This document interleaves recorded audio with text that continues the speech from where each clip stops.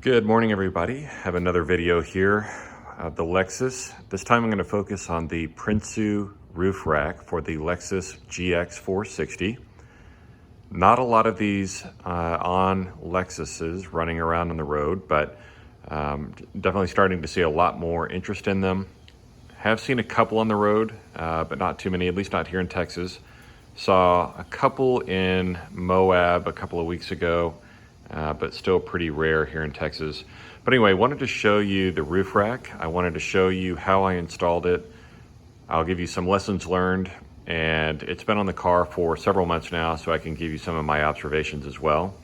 It was really easy to put together, so I'm not going to go into detail about putting this thing together. It's pretty straightforward. The only thing I would recommend is that you do read the instructions first. I made a couple of missteps along the way. Could have saved myself some time if I had just read the instructions. Also use a cordless drill with the right attachment, and you'll save yourself some time and wear and tear on your fingers. So anyway, with that, let's get started. All right, first I'm gonna give you a walk around just so you can take a look at it. You can see here that I've got the roof rack on. I have a light bar on here. That's aftermarket, so that's not included in the roof rack. I also have the wind reduction kit on here that really puts a nice tight seal between the roof rack and the body of the car. So as I walk around, you'll see here that it really gives a nice low profile look for the car. Really sits down nice on the roof. And in a minute, I'll show you the top of the roof rack. You'll see that there's a lot of different bars that you can use for attaching things to the roof. You can see I also have some other items on the roof rack. I'll go into those here in a moment. So some of the items that you're seeing on the roof rack here are not standard. I'll point those out along the way. All right, here's the view from the roof line. I'm in the back of the vehicle here, standing up on the rear bumper. So as you can see, there's, I believe, 9 standard crossbars. That includes the one that sits right up against the light bar. But as you can see, these screw in, and the great thing about the Prinsu roof rack is that it has slots here, and these take T-nuts. You can look on the interwebs and find all kinds of neat accessories that use the T-slot and T-nut application. So a lot of great applications there. I'll show you some pictures later on of how I've used it in the past, but I've really found it to be a great solution, really flexible. Really no shortage of ways that you can use this for storing things on your roof. Super secure, very easy to attach items to the roof. And once you have them on there, very secure, they don't rattle. Really great product. So anyway, you can see here the way that this attaches. There are bolts, 2 each for each foot, that go into the roof here.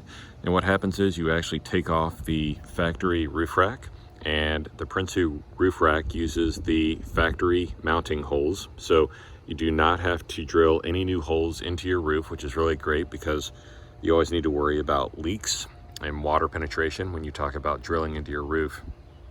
One thing that I will tell you, this was a lesson learned for me, is you definitely need to use silicone for the holes here when you put those bolts in. And I would encourage you to use more silicone than you think you will need. I used it the first time and ended up not using enough, and then I had to come back after I had some water penetration and ended up having to put even more silicone on the holes there. So definitely make sure that you use enough. You can see here underneath the foot that there's actually a black spacer in there. It's a piece of, I think it may be aluminum, that allows the foot to sit up above this little lip in the body. This is the rain gutter, the lip of the body. Here's the foot of the roof rack. One thing I noticed and had to deal with is that it was not enough room between the foot and the body, and I ended up having to use washers. I think I had to use 1 washer on each of the bolts. That is only on the rearmost foot. All the others seemed to be fine. It was just this rearmost foot that I had to do that. So underneath each one of these bolts, underneath the foot here, but between the spacer and the foot, there is a a washer between there just to raise it up a little bit. All right, here we are at the front of the car, and you can see here that the mounting feet, there's 3 on each side. Again, they just bolt into the factory holes. One thing I will point out is that this little rubber gasket right here covers the drip channel on the roof, and you end up actually separating it right about here. You can see right here where I've separated that. It's actually, it comes in 2 pieces, so I didn't have to cut it. It just came apart when I took it off. Took the factory roof rail off. Now, one thing I've noticed, and you can even see a little bit of residue here from tape that I've had to use, this thing will flutter in the wind. And you can see here, I actually still need to silicone this down so that it will stay attached to the roof. If you don't, this thing will flutter. In Texas, we've got really high speeds on our highways. We can drive easily 85, 90 miles an hour. And at those speeds, this thing will flap around, even come out like this, and ends up being quite obnoxious. So I would definitely encourage you to use silicone to make sure that that is properly attached. One thing I'll also point out, according to the factory design, there is a spacer, a roof rail that would go across here, just like this one right here, but it blocks your sunroof. So I ended up taking mine off. You don't have to. You can certainly keep it there, or you could even put it somewhere else along the roof rack here, because you can put those basically wherever you want to. But I do like having an open sunroof. So I ended up removing mine, and it's just sitting in the garage. As I mentioned earlier, I have the wind reduction system here, which is basically a gasket that slips on. It's hard on top, but it is rubbery on the bottom. And so that allows for it to really suck up well against the body of the vehicle. And as you can see, there's no light coming through. There's no gaps there. So really helps to reduce any kind of whistling noise that you might experience if you didn't have that on there. So definitely highly recommend adding that on. I think it's about a $20 or $30 option. One thing you'll also notice is I have a light bar here. Now this wind deflector here, the front screen, you have 2 options. You can get one that has the cutout for the light bar, or you can get the one that is just straight across, no cutout for the light bar. Doesn't matter which one you go with, they're both great products. I just happen to want the light bar, so I went with the one that has the cutout for the light bar. I've installed here the Cali Raised LED bar. I'll put the link in the notes here so that you have a link to it. I've been very pleased with it. I haven't used it a ton, but I have used it some out in the field. Very bright, doesn't whistle. You can hear a little bit of wind noise, I'll be honest. It's not enormous, but you know, and I'll be honest, it's a lot less wind noise than the light bar I have on my Jeep Wrangler. So I've been pleased with it. It is, you know, pretty low profile when you look at the side cross section here. Been pleased with how it integrates.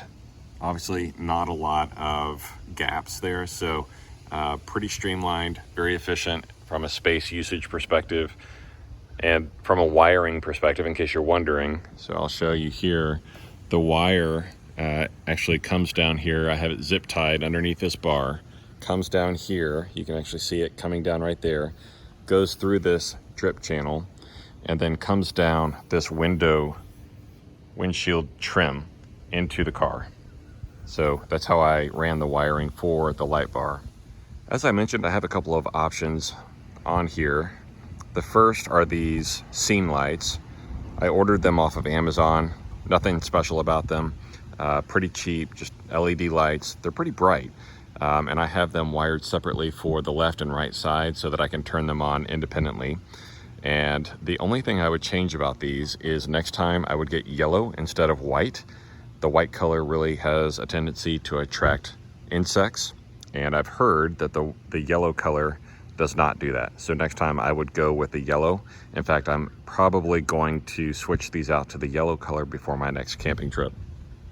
From a wiring perspective, it's not the prettiest yet. So you can see here where the wiring comes out and basically runs down the length of this side rail.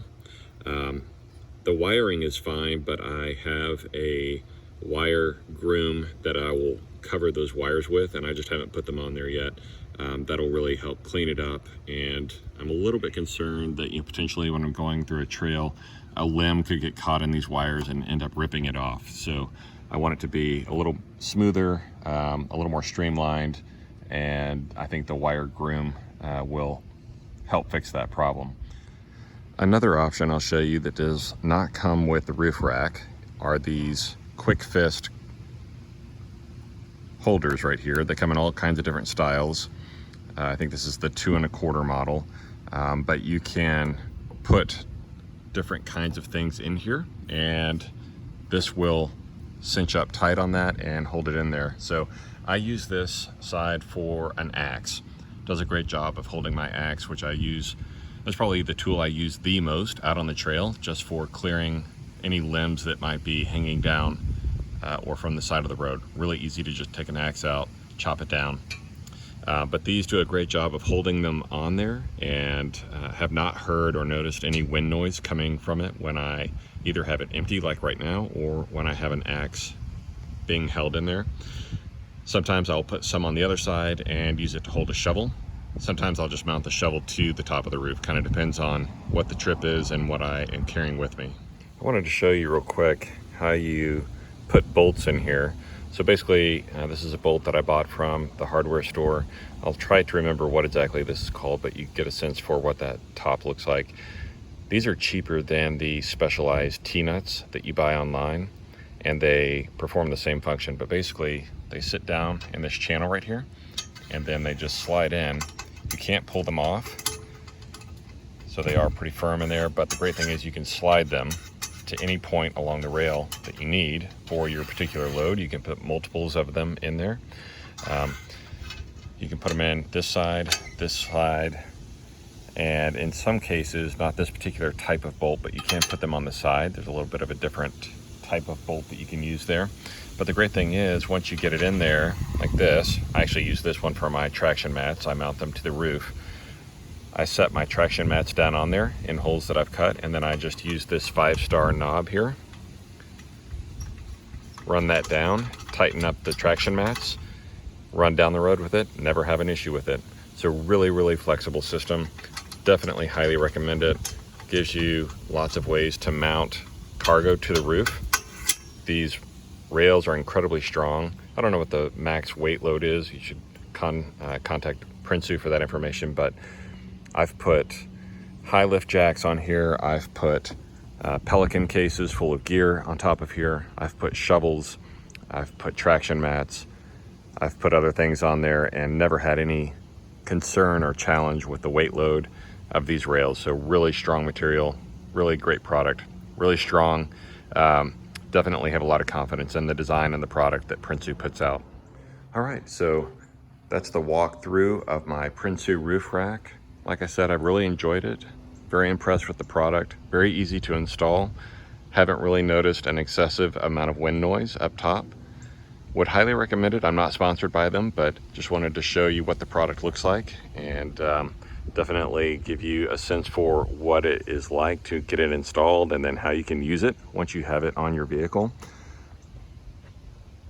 I would say that the only lesson learned that I have from using it now is definitely use silicone on the mounting bolts. Definitely use silicone on the drip channel and the windshield trim so that they don't flutter in the wind and try to fly away. But otherwise, I've had no challenges, no concerns, or no problems with the roof rack. Hope you enjoy it. Hope this helps you. Have a great day.